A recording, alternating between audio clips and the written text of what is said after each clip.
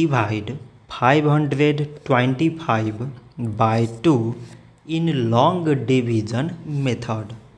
2 times 2 is 4. On subtracting we get 1. So now we put down this 2 and it is 12. 2 times 6 means 12. On subtracting we get 0.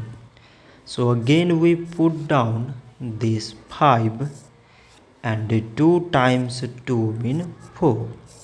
On subtracting we get 1. So now this 1 is less than 2 and there is no other number to put it down.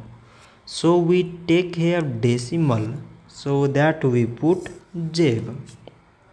So it is 10 and 2 times 5 is 10. On subtracting we get 0. So 525 divided by 2 is 262 decimal 5. So this much for today and thanks for watching.